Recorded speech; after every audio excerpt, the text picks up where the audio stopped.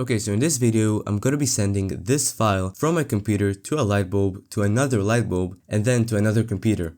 And hopefully I get the same file I sent. Ends up you can actually do networking with just simple light bulbs. And no, there's no trick in here. There's no photoresistor or a camera. All there is here is just two simple LED light bulbs that can talk to each other wirelessly. And I'm doing that by using a very secret function in LED lights that enables me to do this. Okay, so the way I'm going to be setting this up is by having this light transmit a file that is stored on this computer. And it's going to be transmitting via binary. This light will be able to catch a signal from that light, then reconstruct the file back on that computer. Now, why I'm using two Arduinos, I have no idea. I had them laying around and wanted to use them. That's the whole reason.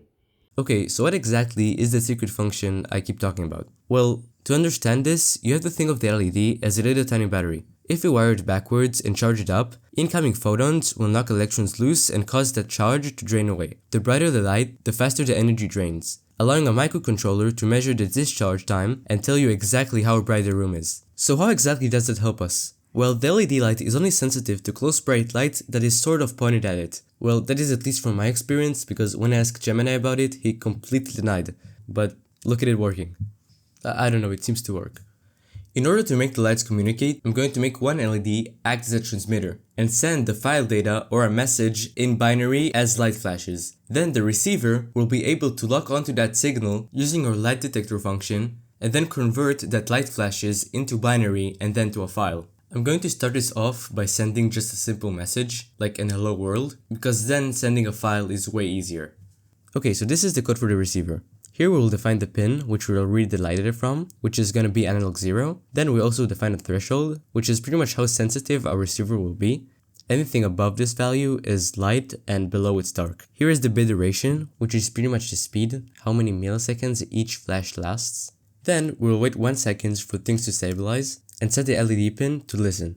Okay, so here is the function for the secret trick. I'm gonna go over it in steps. So step 1, we will drain any electricity out of the LED. Then we will switch to listen mode. Then we will wait for incoming light to charge it back up. And then we're just gonna measure the light level. In the loop, we're gonna wait for a start bit. And if it's valid, we're gonna continue. Then we're going to calculate the jump to jump in the middle of the light flash, which is when it's the most bright and most consistent. Then we just read the 8 bits and print out the result. In the transmitter, it's really simple. We just iterate over a string which contains the data, like the file, and then just turn on the light if the string in binary is 1 and do nothing if it's 0. Okay, so that is the code, and now I'm going to transmit a message, and if the message I receive back is the same as the one I sent, it means it's working and I can send the full file. I'm going to spare you some of it not working. Fuck. And me not being able to say words properly. And show you the clip where it works. Okay, so the receiver there is ready to receive, and I'm holding the transmitter. I'm gonna reset it real quick. Okay. And now, hopefully, we get the actual message.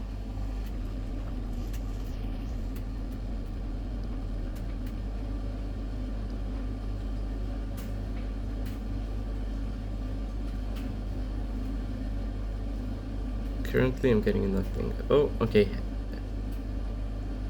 Okay, it's the actual message. Okay. Hello world. It forgot the H there, but now I think it should get it. Ah! Okay, it's working. Okay, now because files are just big messages, I'm just going to send over the file as a message. Then in the receiving computer, just kind of paste it into a file. Now let's transmit. And boom! The file is transmitted sorta correctly. I have no idea how to end this video, so I'm just going to end it here. Please subscribe or something, I don't know.